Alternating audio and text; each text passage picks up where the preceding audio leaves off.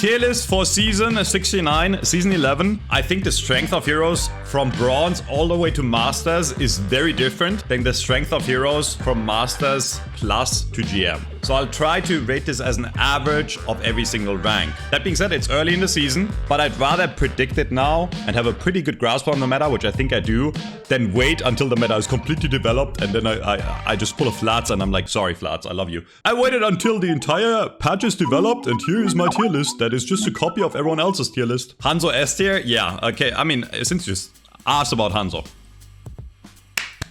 I mean, they didn't change anything, bro. He's still bad. It's a problematic hero, because if you make him a one-shot, he becomes unfun to play against and he becomes really good on sniper maps. But if you don't give him a one-shot, he becomes useless. And other DPS are just better. D.Va got a buff, a double buff actually. The spread of her left click got reduced, so she does more damage on left click. And her boosters do more impact damage. D.Va is a way stronger dive tank now.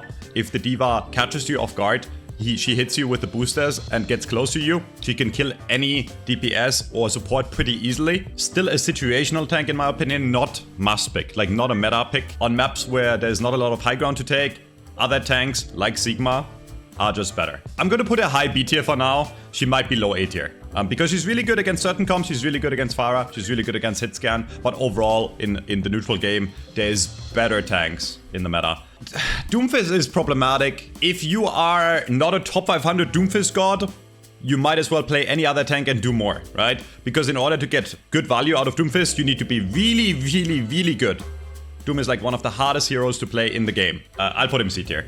Junker Queen got buffs. The knife now pulls tanks back more, so tanks only, because before, with the tank changes from last season, the knife wouldn't really pull the tank at all, and Rampage has a lower cast time, so it goes faster. And that's a really big buff, by the way, because the way to counter Rampage is you stun her while she's doing the time for the reckoning, and that's like, you have way less time to cancel the ult. So that's a massive buff to Junker Queen, but funnily enough, she's definitely A tier, but I don't think she's like hard meta. Like, I actually almost want to put her below D.Va. Like, she doesn't seem that OP. First controversial, I don't know if this is controversial, but I think Mauga is S tier.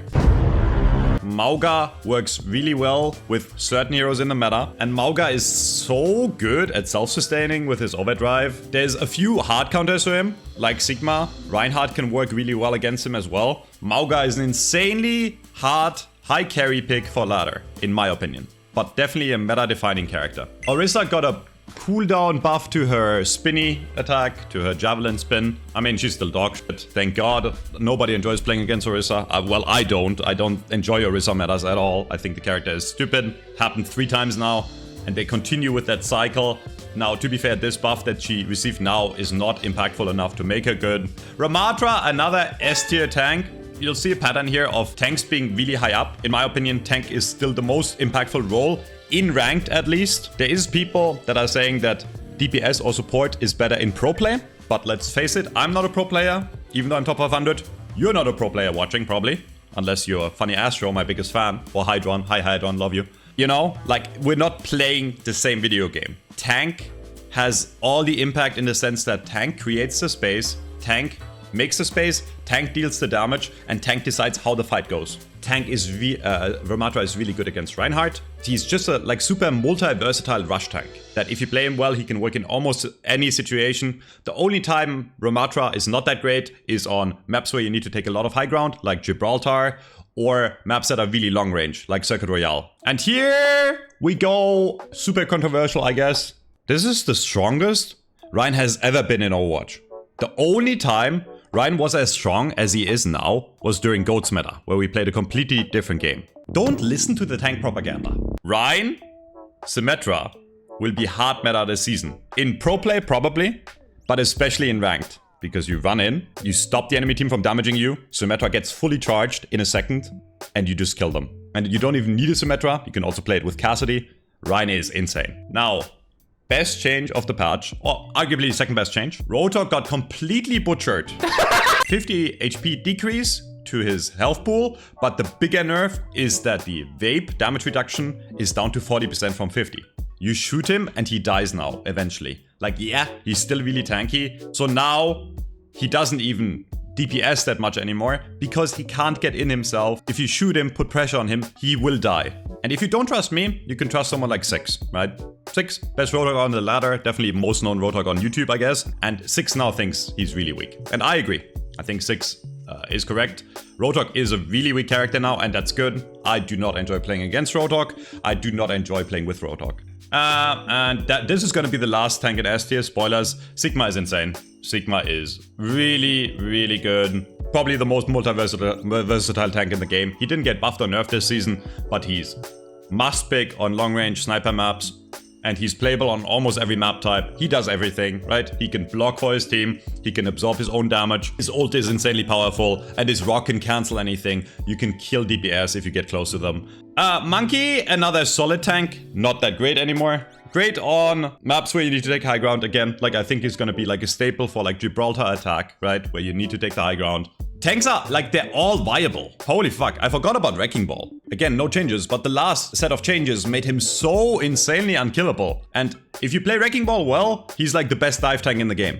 He's the best tank to contest point. He's the best tank to cause havoc in the backline. Wrecking Ball. I think Chasm got his new all-time peak, at least for the last 2 seasons, by playing Ball, like a few weeks ago. And then Zarya is dog shit. Kind of like Doom dog shit. Almost all tanks are playable, depending on the situation.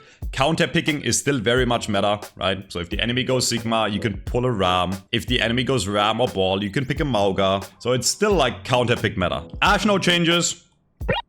I mean, she's a solid mid-tier hit scan DPS, but she's just a weaker Cassidy in most cases. Same for Bastion. You can pick him in some cheese comps, but like... he's not amazing at anything. He didn't get any buffs. I mean, you can play him against Mauga to shut Mauga down, but then again, he gets shit on by D.Va and Sigma, so whatever.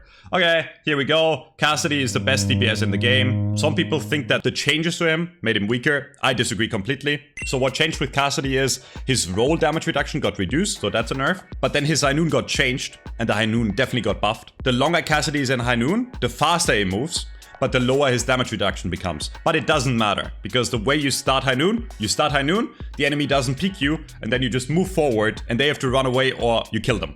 High Noon is like infinitely better now. You guys are saying finally in chat, like Cassidy wasn't already the best neutral game DPS in the game. Sometimes it's okay for a character to have a weak ult when everything else about him is OP. Now he's OP on everything. His hitbox is incredibly forgiving now after the hitbox changes. You don't really have to think much about positioning. You mostly sit with your tank or behind your tank. Now, the flashbang still hinders enemies, so it works like the Overwatch 1 flashbang, okay? So this long-range homing missile got removed. Does 50% slow now. It still stops people from blinking like Tracer. It still stops people from using movement abilities. It's AoE now, right? So if you flashbang multiple, all of them get hit and slowed and hindered, okay? And it does more damage. So here the Tracer can't blink, is slowed, and you have enough time. Even if you're bad, you can double body shot and kill them. And the only other DPS that is as good as Cassidy is Tracer. A god amongst men. Tracer is the highest skill ceiling character in the game, but Tracer is uncounterable if you play her perfectly. This is like my biggest flaw with this patch. There were some good changes overall, but nothing really changed on the DPS side. Echo, super solid A tier. The only reason she's not overpowered S tier is because Cassidy kind of counters Echo, right? Cassidy is kind of good against flyers. Again, no changes to Echo. Genji, solid low A tier, playable in dive comps and rush comps. Very good, but not hard meta. Genji players always want to act like they're the victims. I don't think Genji is weak. Genji is very solid. Better than most DPS. Junkrat is still absolute dog shit. Mei did get a buff. I actually forgot what exactly the buff is. Wait, let me check. So the Mei change is interesting. The right click, the projectile, the size got reduced, so it's harder to hit, but it does 10 more damage. Which means there's more cutoffs for two-shot combos, right? With Mei. 85 to the head. If you do a headshot and a body shot, you kill people. Always has been a situational character and still is, but it's definitely a quality of life buff. I want to put a high B tier. The thing with Mei is, in pro play, Mei is overpowered right now. And I think Mei might be hard meta in Overwatch CS. But that's because everyone will follow up, right? The Mei will wall at the perfect time, and then everyone will collapse on the target that is walled, and then you win the fight. But in ranked, you cannot rely on your team. So in ranked, even if you hit a fat wall, a lot of the time, you will not get the kill. Okay, Pharah is Pharah is the Moira of DPS. She is insanely easy to play. It's almost impossible to hit the rocket, to miss the rockets. And with the movement she has now, you can also not really kill her. In ranked, even up to GM, nobody plays the game perfectly. So you can just pick Pharah and get free value. That's why Moira was meta like a few seasons ago. Because you can't really miss on Moira and you always get value. It's the same with Pharah kinda. Reaper got a quality of life change. His spread on his shotguns is smaller. And the Shadow Step cast time is 1.2 seconds instead of 1.5. So you can teleport a bit faster. Quality of life changes, but he's still ass. But he's not complete ass. I want to say he's not like unplayable anymore. And in rush comms, with a Mauga or something, if you want to burst on the enemy tank, he can work. He's not complete ass. Sojourn. After a year and a half of Sojourn being absolutely broken and overpowered, the devs finally realized that maybe it's a good idea to have a meta where Sojourn is not completely overpowered. And Sojourn got massive nerfs. At maximum of 100 damage now on Railgun. There is some quality of life improvements, so you can still pierce enemies with the Railgun, and the primary shots, she shoots faster on the primary spam shots, but this is the biggest nerf ever. It means that if you're in overclock, you need to 3-tap body instead of 2-tap body. You cannot 2-tap body anymore, or you need to hit one head, one body. The way people played Sojourn before is you shoot the body until they're kind of low, and then you body shot them and they die in one shot because it did 130, or you hit a headshot early and you kill them. Both of those options are way weaker now. And the funny thing is, even after those massive nerfs, she's still gonna be like B tier. I almost want to put her in A tier because I don't think she's weak still. Like, she's still a really good character. Here comes the bias. Soldier is dog. He's not quite as dog as the F tier characters.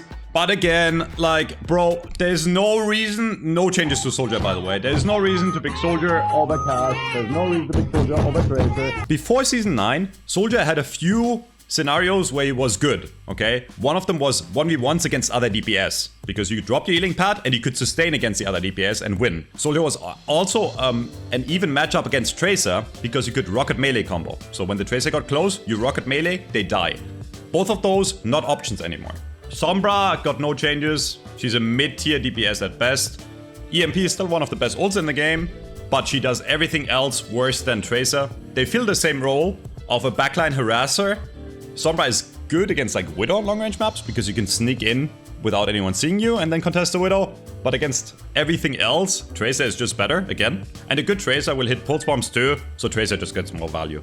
And here comes the most controversial pick. Well, it's not even controversial because if you look at this, if you look down on YouTube and see when this was uploaded and you're watching like 3 weeks from now, Symmetra is OP. Do I want to rate her higher than Tracer and Cass? No. But Symmetra is OP. She got a buff to her health, 275 health, and she got a buff to her charge rate of her left click. The left click charges 25% faster. 25%, you know, it's like a number. You don't really realize what it means until you look at it. So I'll show it to you. It is insane how fast the left click charges. Imagine you play against like a Sigma, right? Now, I can't make this bot here deploy a shield. But remember, the charge also works on shields, right? So you walk in behind your tank, you shoot the Sigma shield, and by the time the Sigma shield is down, you maximum charge and you just kill the Sigma. And again, Sigma's grasp does not work against laser beam. Symmetra is really good against shields. And 2 of the meta characters right now for tank is shield characters. Sim also works great against D.Va. Sim also works great with or against the Mauga. The only issue Sim has is that she has to get close and has to get charged to kill you, right? Before that, she's weak. How do you get in close?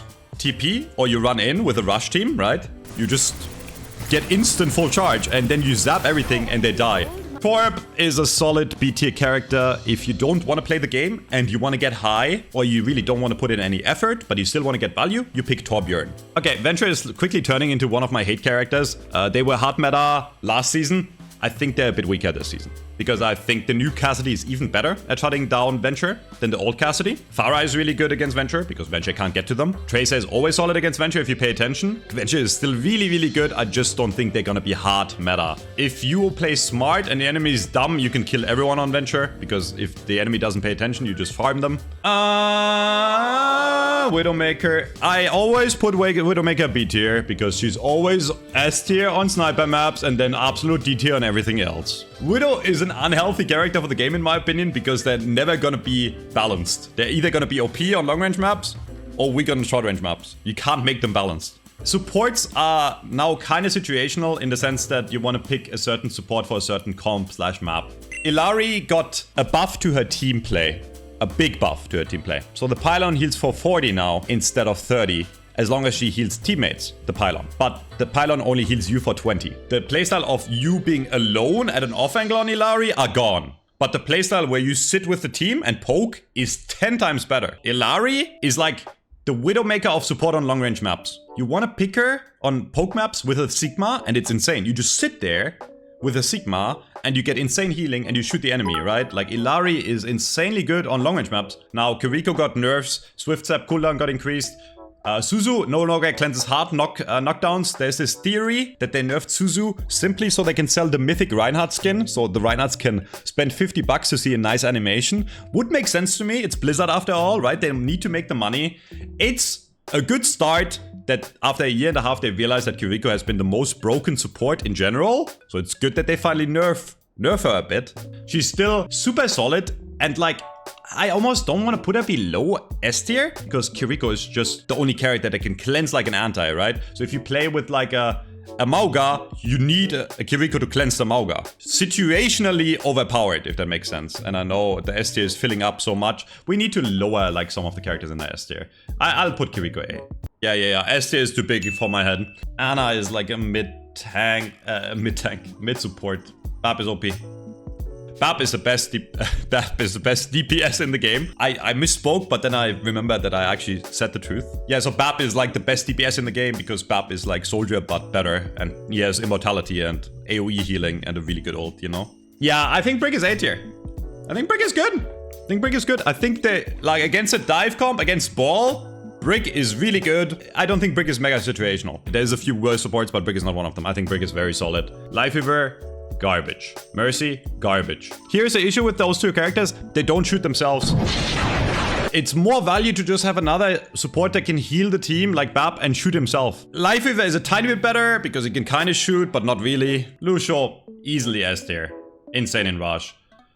Moira B. Zenyatta B. I'm done. I don't know. This video is taking too long. Zen is good, but I don't think Zen is hard meta, bro. Zen gets killed by dive and rush. Zen gets shit on by ball. Zen gets shit on by Mauga TP strats with Zen. And I do think we'll have a rush meta and a poke meta on long range maps. Longer maps, we'll have Illari, Sigma, poke, and then a Widowmaker. And then on short range, Tracer and Cassidy will always be picked. They're always gonna be strong. Sim, you will pick if you rush. Sim is the only thing with Sim is you can't pick her defensively with a Sigma. That was a lot of yapping, bro. I had to make that like, next time I'm gonna make that shorter.